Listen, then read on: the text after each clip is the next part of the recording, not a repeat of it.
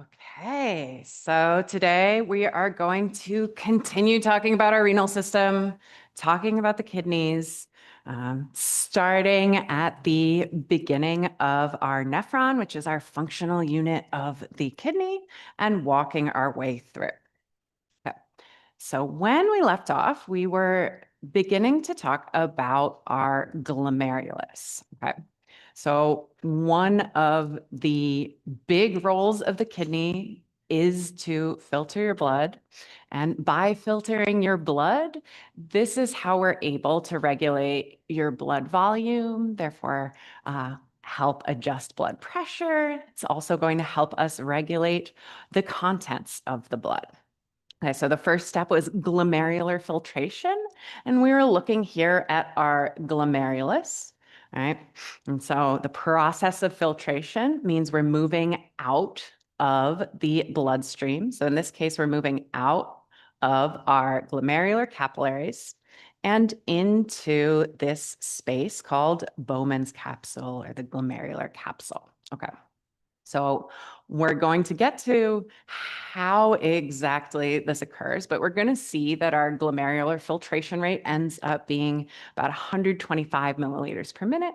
So 180 liters per day of blood that's going through your kidneys and potentially ending up in your bladder as urine unless we do something about it, unless we reabsorb that fluid and those solutes back.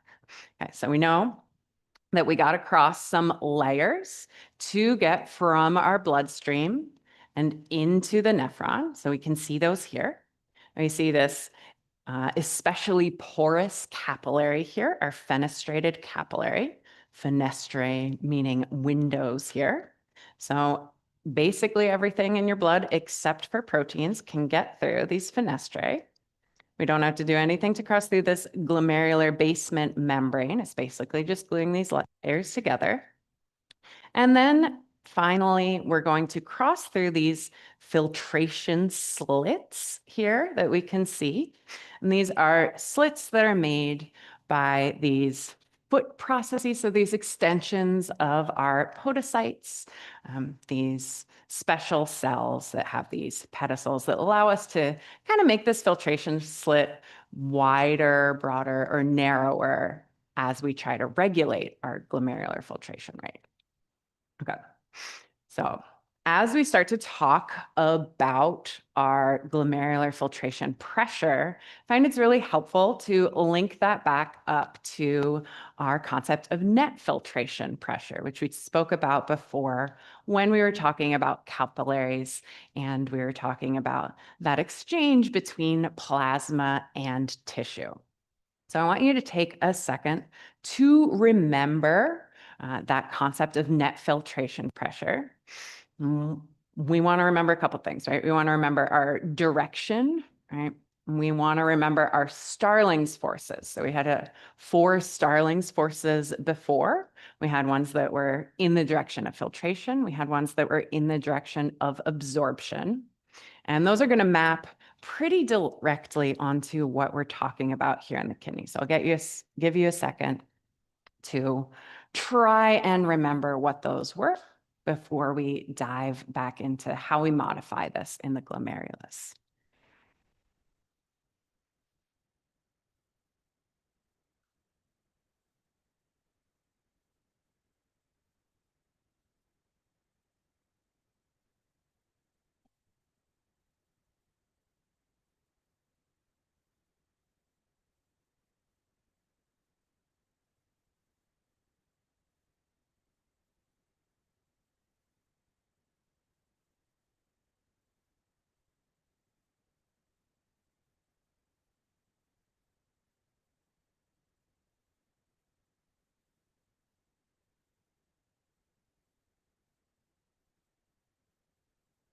All right, let's take a look together.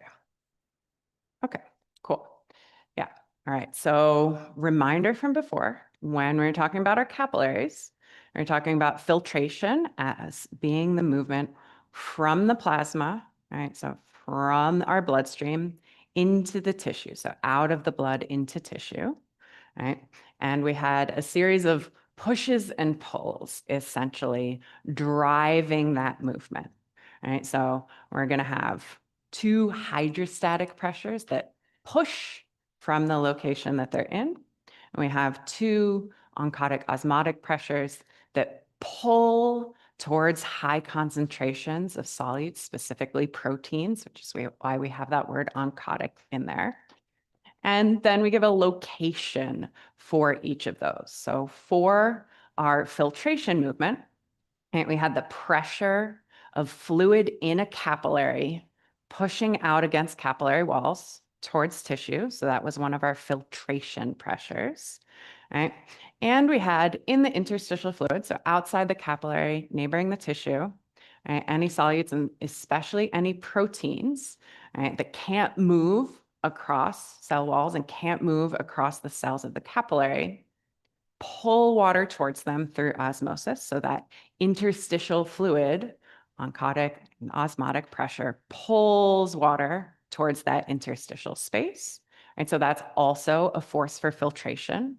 So a force for fluid to come out of the bloodstream towards tissue.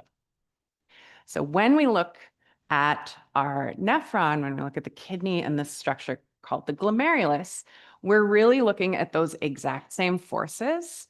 We're just going to see slightly different numbers attached to them as our kind of normal pressures. And we see slightly different words because now we're being a little more specific about our capillary bed and about, what space we're moving into. So we have these same Starling forces, right? So we're going to notice on this list, right? We've got two hydrostatic pressures. So this is still fluid pushing out from its location. So our hydrostatic pressures with a big P, right, are a push, right? Okay. And when we fully name them, right, they're going to be attached to the name of the place that they are pushing from. Okay. Right. So this glomerular capillary hydrostatic pressure, that's equivalent to our capillary hydrostatic pressure from before, right? So we're saying that we're coming from the glomerular capillaries. So that's this capillary bed here. And we've got this nephron kind of biting onto, right? So here we can see that hydrostatic pressure from the plasma pushing us into the nephron, into this area called Bowman's capsule when we're talking about this sort of space as a whole. Okay, so that's one of our forces for filtration here. And again, just like with our NFP, we're adding up to a total filtration pressure. So we're going to add together any forces for filtration, and we're going to subtract away any forces opposing filtration. Okay, so the first one is that push of fluid from the pressure in those glomerular capillaries. Okay. Our next force for filtration is a pull, right? So for any direction, we're going to have a push and a pull, and we're going to have a hydrostatic and we're going to have an oncotic pressure. So you can think of these kind of in either way, but we got like pairs of types of forces here. So here we have our push, right? When we see our pi, that's going to be a pull, and those are our oncotic pressures. Okay.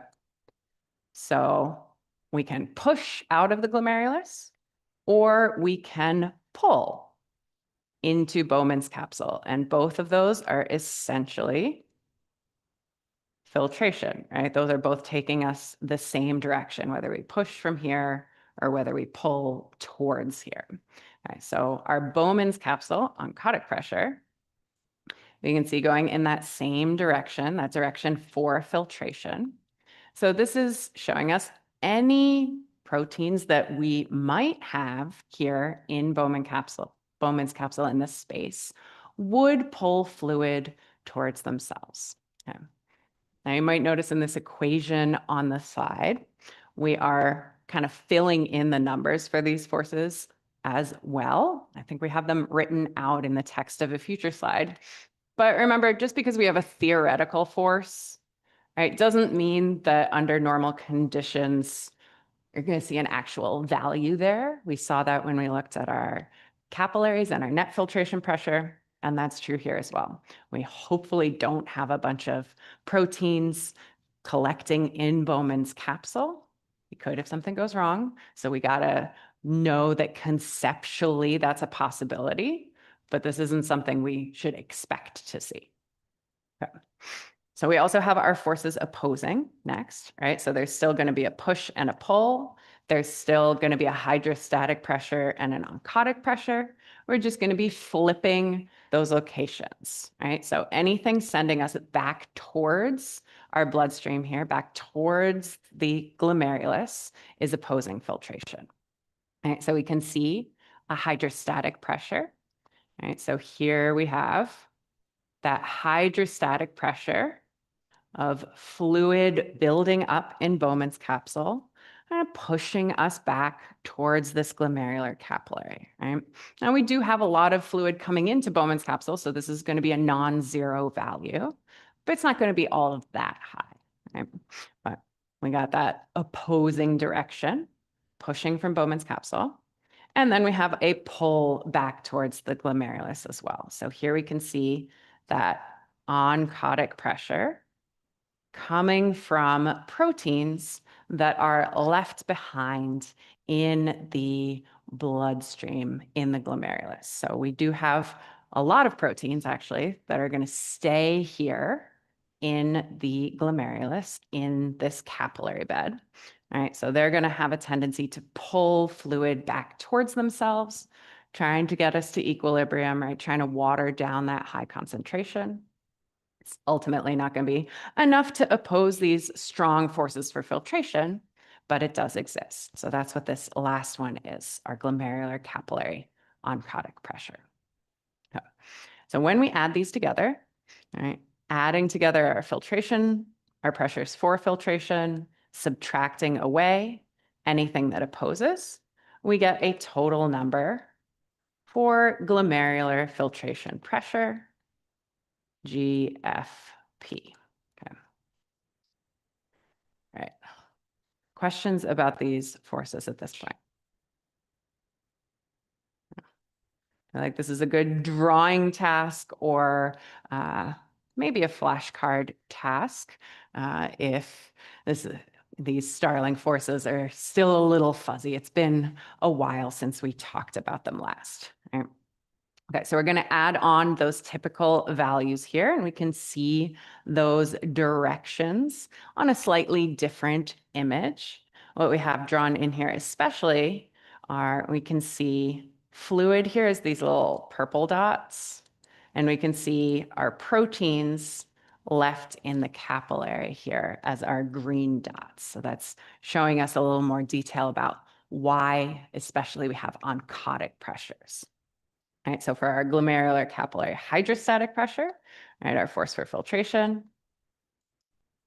all right, hydrostatic pressure, glomerular capillary, okay? This is a big push, all right? One of the reasons this value is so high, 60 millimeters of mercury is our pressure here. Right? If you'll notice in the image, when we're looking at blood flow into our glomerulus versus the blood that continues out of the glomerulus, we can see this diameter of our arterioles. It's not the same, right? So here we have our afferent arteriole going in.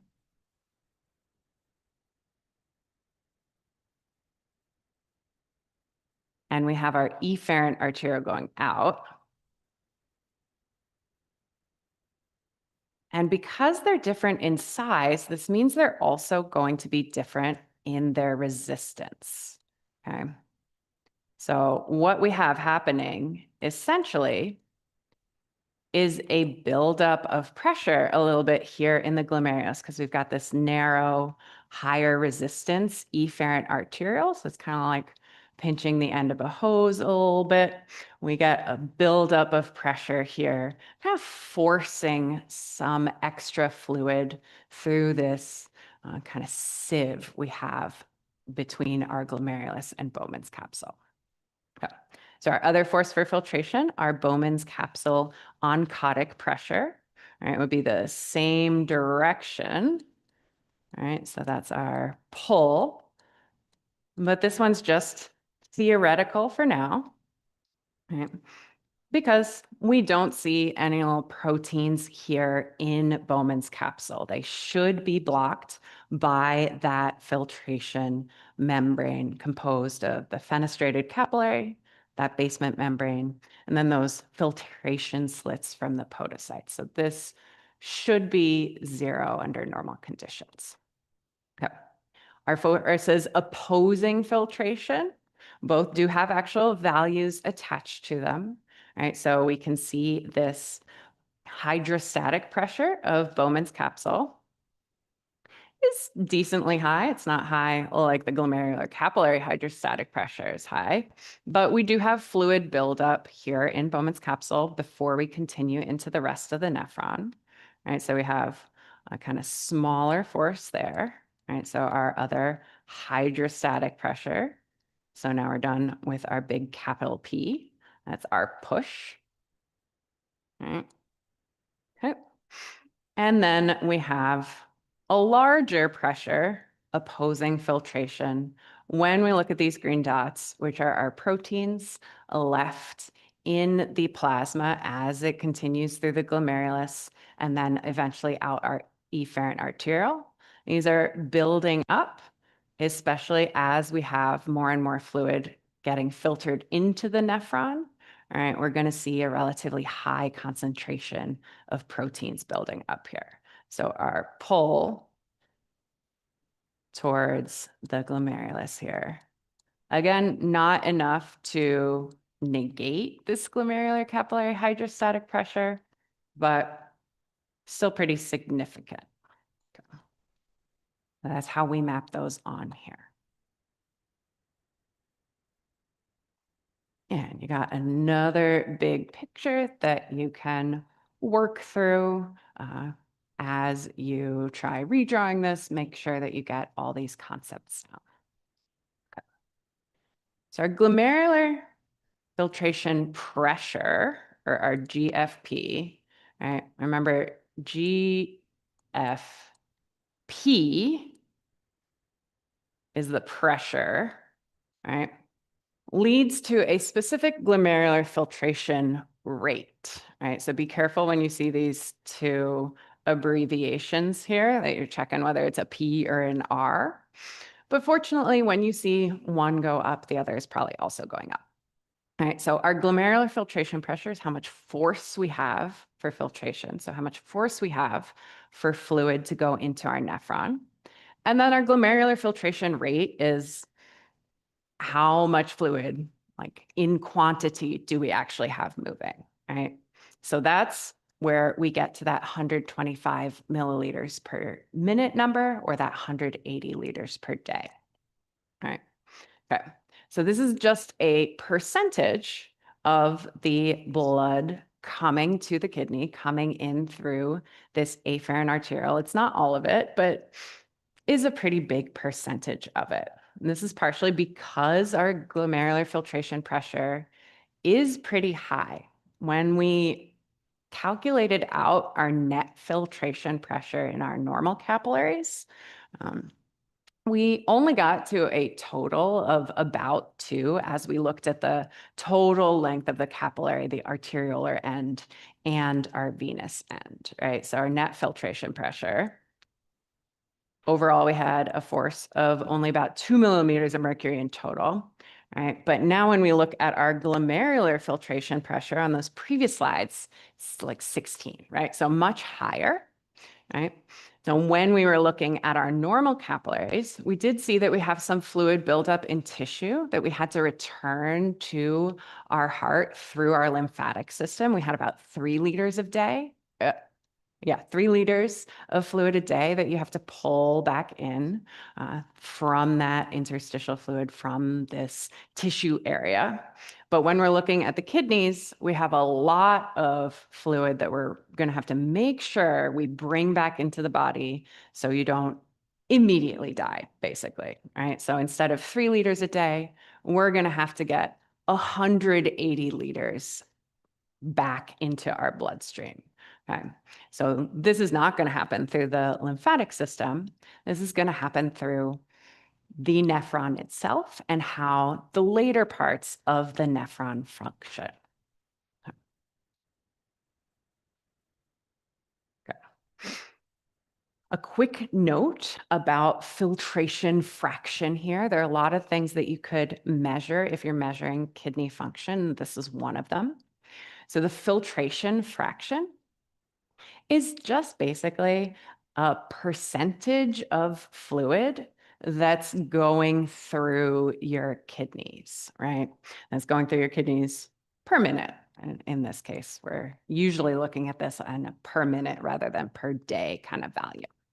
So every minute in total coming in through your renal arteries and then all the little branches after, you have about 625 milliliters of plasma going to the kidneys. Right? We've got this really kind of leaky glomerular capillary filtering a bunch of fluid out of the plasma, but not all of it. Right? Our bloodstream doesn't totally dry up. You've seen that eventually we do have a fairly chunky looking renal vein going back to the bloodstream. So we know there's blood in it, but that blood flow is going to be lower and contain less fluid than the blood that came to the kidney.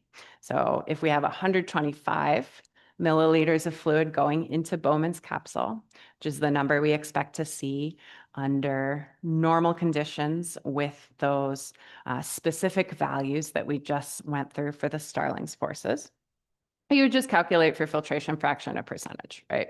So the fluid that went into the nephron divided by the fluid that came to the kidney in the first place. So we divide 125 by 625, and we get a filtration fraction of 20%, which means 20% of the plasma went into the nephron, was filtered through, and we're going to have to figure out how much of that gets to stay there and go to the bladder as urine, and how much of it has to go back into the bloodstream. Okay. Another value you might see is something called filtered load. So in this case, instead of focusing on the fluid itself, right, our kidneys aren't just regulating fluid volume and hydration states, they're also regulating solutes. They're regulating all kinds of molecules that you have in your plasma, right? So everything except our big proteins is getting filtered into the nephron along with that fluid that we just looked at, okay? And a lot of that stuff we're going to want to send back into your bloodstream as we send fluid back into your plasma. Okay. So when we're looking at how much of any given substance went into the kidneys, that's our filtered load. And all we have to do is take our glomerular filtration rate, right? So that's that 125 milliliters per minute number. And we're going to multiply it by the concentration of the substance we're paying attention to. Yeah. So a particularly useful example, and an example that people are often concerned about if they're looking at kidney function, is glucose. Okay. So a reason glucose is a great example is that it is all of it essentially gets filtered into our nephron. None of it is blocked by that filtration membrane, right? So we can just multiply it across. Fortunately, plasma glucose levels, a normal level is about 100 milligrams per deciliter, which means it's 1 milligram per milliliter. And it's real easy to multiply 125 milliliters per minute by 1 milligram per milliliter, giving us 125 milligrams per minute. And as we're going to see as we move through kidney function overall, if we're tracking glucose, you like to keep glucose in your body. You want to make ATP out of that glucose. So glucose is one of the solutes that we expect to be ideally 100% reabsorbed back into the bloodstream. So we're going to be paying attention to how much glucose gets filtered in to our nephron, and then how much glucose gets reabsorbed, and potentially how much glucose ends up spilling over into the urine, which ideally should be none. Okay. So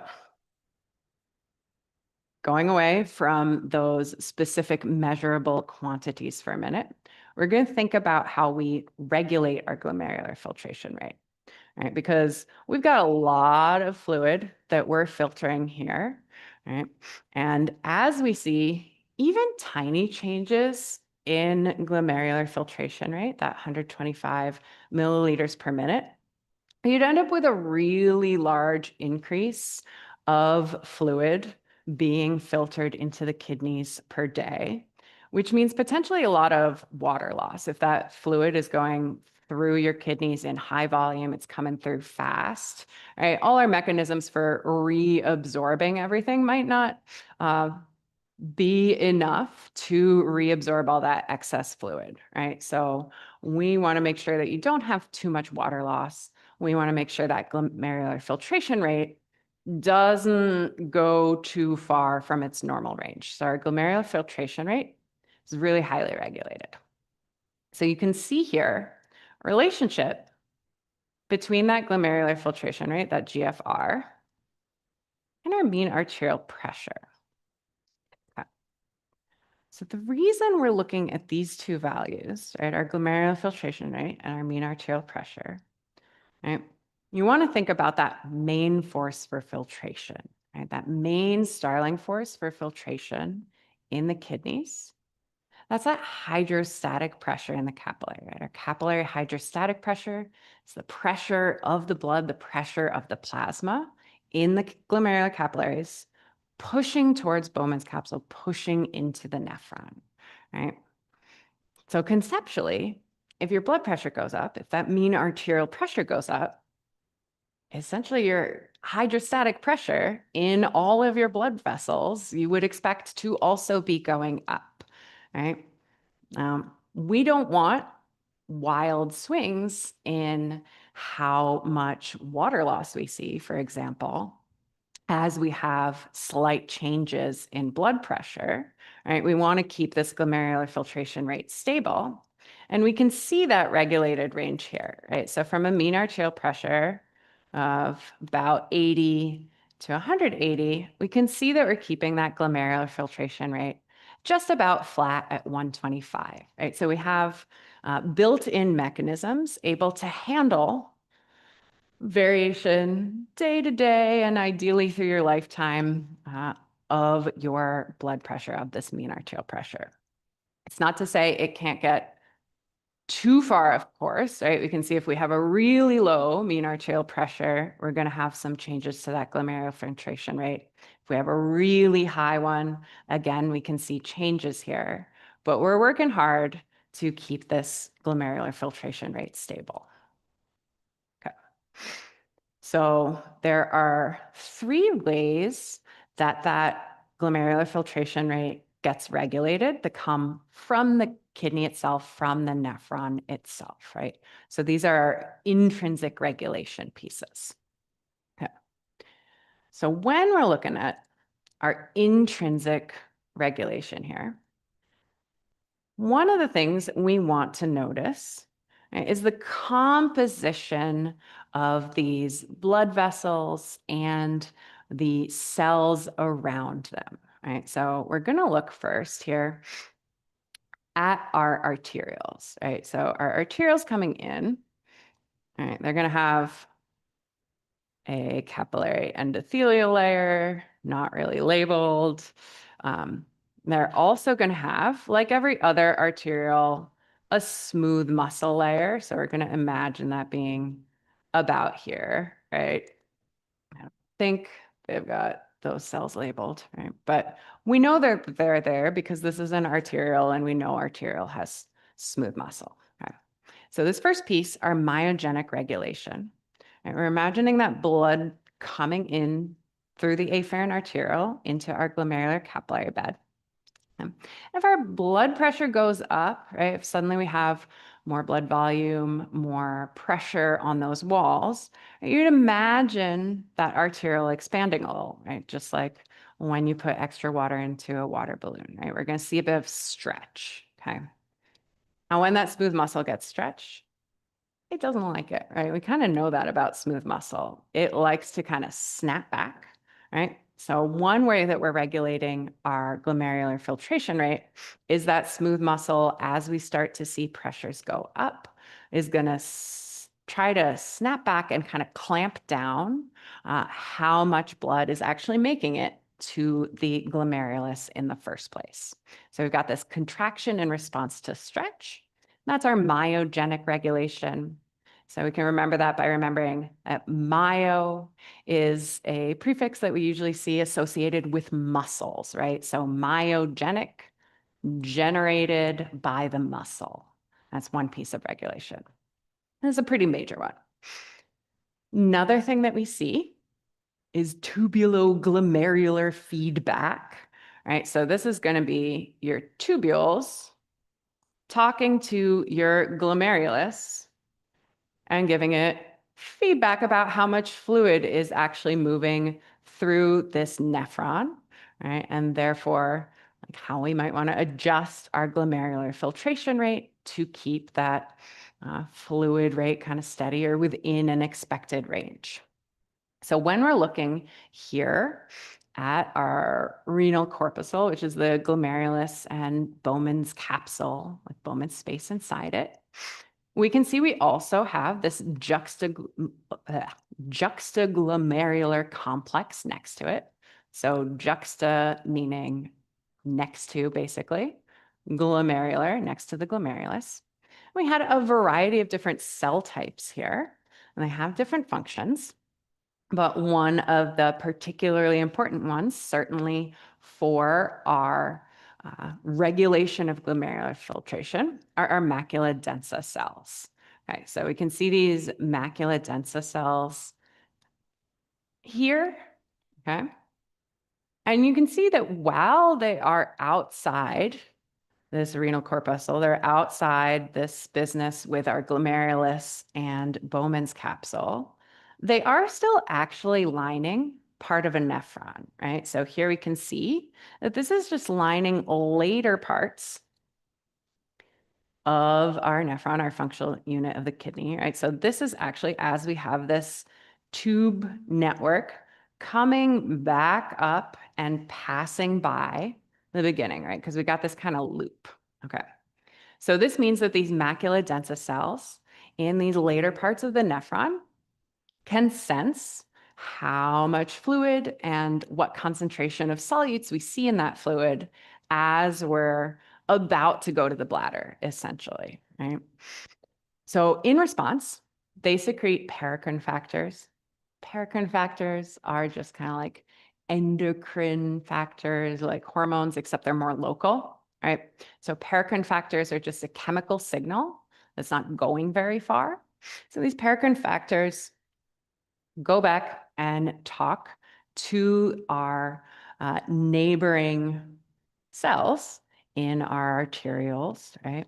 And tell them about this rate of fluid passing them by.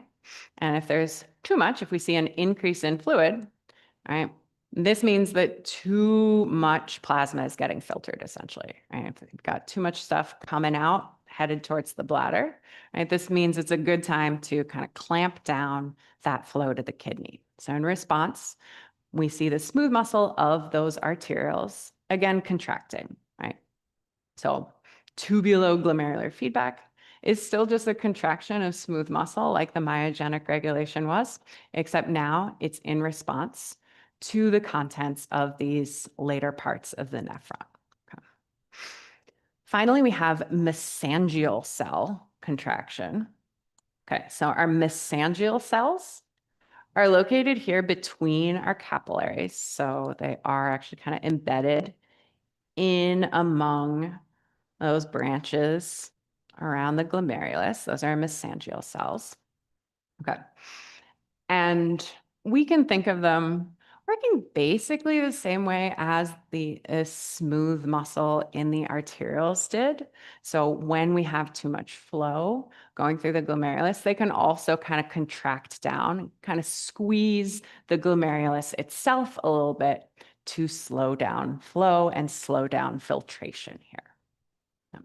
Now, really, what we're concerned about when we think about these intrinsic regulation pieces, you may notice, we're concerned about essentially things that will result in too much fluid loss. So we're usually trying to keep glomerular filtration rate down, right? These aren't really ways that we think of as bringing it up, bringing more flow here.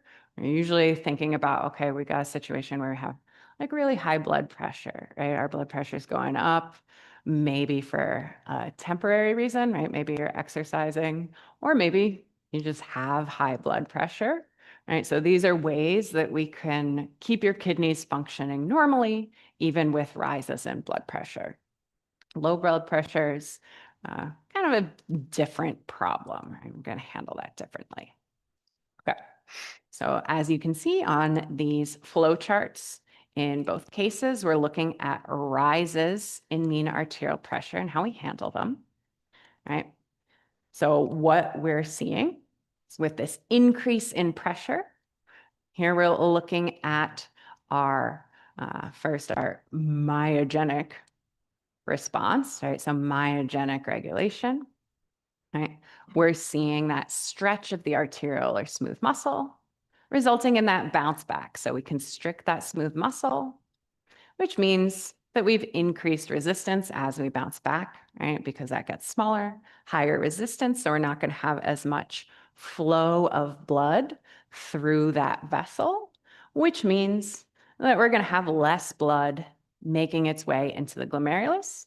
So overall, that glomerular capillary pressure, glomerular capillary hydrostatic pressure, and then our total glomerular filtration pressure goes down, right?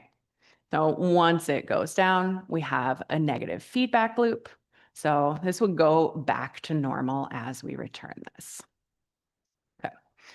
On the other side, we can see a very similar thing happening, except we're looking at our tubuloglomerular feedback here. Right, so you can see most of this stuff is the same. We're looking at our regulation of our glomerular filtration rate. But in this case, we're looking at those macula densa cells relating to our flow of fluid past them and their response to this paracrine secretion, but ultimately constricting down our glomerular capillaries and lowering their pressure. So this is another way we can kind of adjust this stuff. Okay. So our intrinsic regulation works pretty hard to keep us in this 80 to 180, or keep us at about 125 for our glomerular filtration rate when our mean arterial pressure is between about 180 to 180. But we do also have extrinsic controls of our glomerular filtration rate. Right? So we can see, right, that if your blood pressure drops, right, we can see that lower than 80, that's going to see a decrease in our total glomerular filtration rate.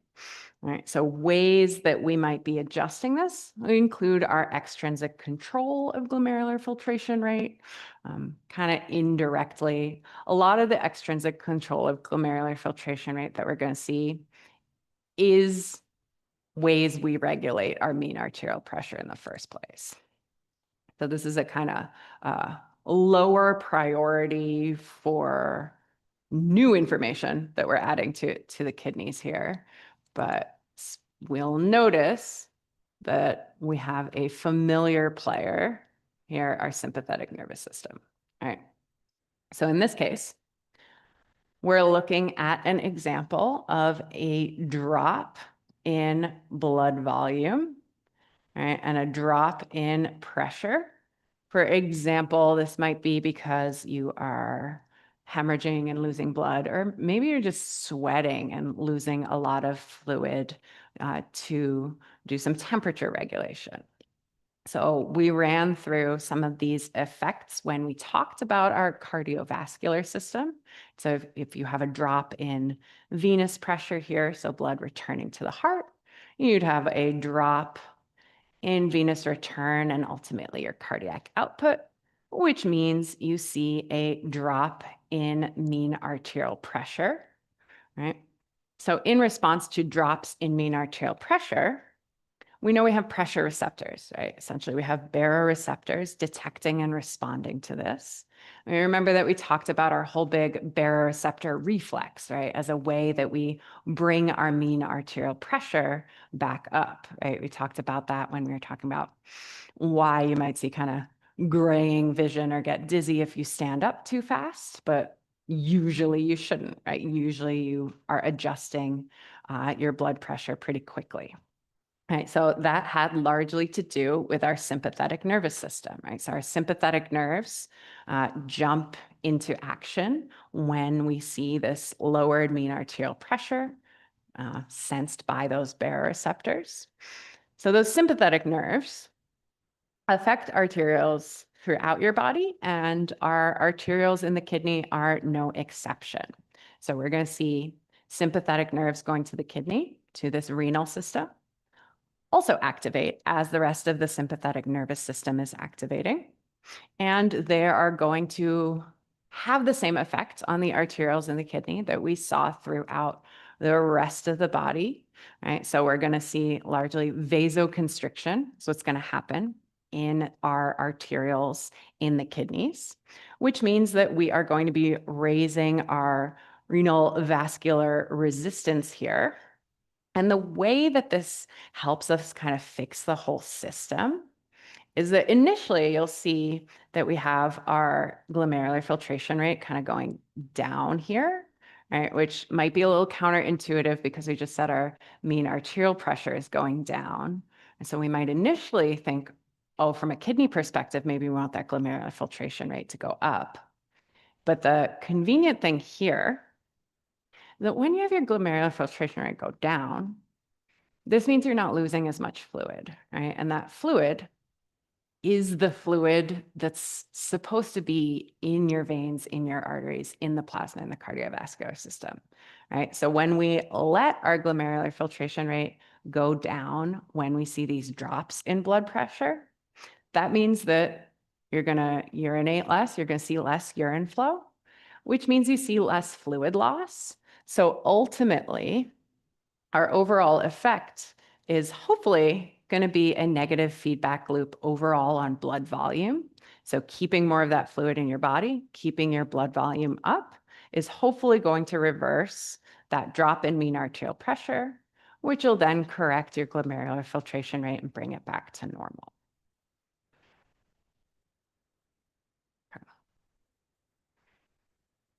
So I'm going to go briefly now into some of our terminology that we've actually been using already as we try to understand the nephron as a whole, but we want to have it written out in some bullet points for studying for now. Okay.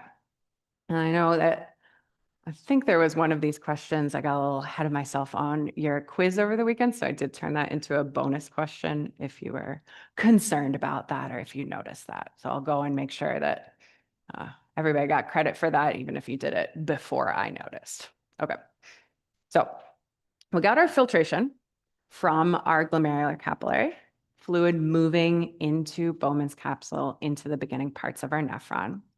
But we're not done yet, right? We're not done with all our directions, right? So we have our wide afferent arteriole going into our glomerular capillary, right? Coming out through the slightly narrower efferent arteriole, right? But your blood flow doesn't just stop right there. Right? That's not where your heart is for sure. Right? And we don't actually go right into veins yet either. We actually continue through an arterial system. Right? This blood was getting filtered for fluid. We weren't really like using up the oxygen here in this capillary bed. So past that afferent, or sorry, the efferent arteriole, we're going to see that the blood continues alongside the nephron as our peritubular capillaries. Okay.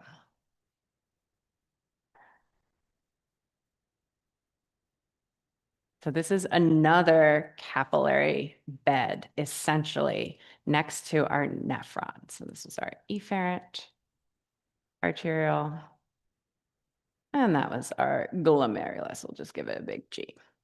All right, so this is going to be neighboring our later parts of our nephron. So we have our Bowman's capsule here around the glomerulus, but then we go into our proximal tubule next. All right, so the peritubular capillaries are right there. And this is important because we definitely want to reabsorb a bunch of that fluid that we just filtered out. We're going to want to reabsorb glucose. We're going to want to reabsorb a bunch of our other solutes as well. Right? So that direction for reabsorption, right, is from that proximal tubule, but we'll see it in other parts of the nephron as well. It's just about this direction, really, for reabsorption. Okay. This is reabsorption because this is fluid we already absorbed somewhere else, right? And this is into later parts of our blood flow. So reabsorption here.